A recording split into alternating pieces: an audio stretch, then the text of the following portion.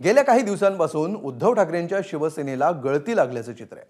अशातच साथ सोडून गेलेल्या राजन साळवींनंतर कोकणातले एकमेव आमदार असणारे भास्कर जाधव हे सुद्धा नाराज असल्याची चर्चा रंगली होती। क्षमतेप्रमाणे आपल्याला काम करण्याची संधी मिळाली नाही अशी खंत त्यांनी व्यक्त केली होती।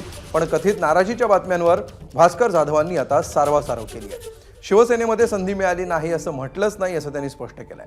तसंच विरोधी पक्षनेतेपदासाठी रडगाणं गात असल्याचा प्रचार करणं ही चूक असल्याचं त्यांनी म्हटलंय।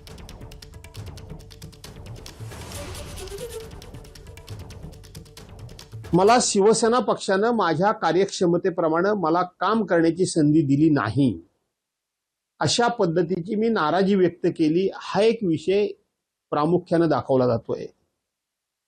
मी नम्रपणे सांगतो की असं माझा शब्दप्रयोग कुठे असेल तर आपण नक्की प्रसारित करा।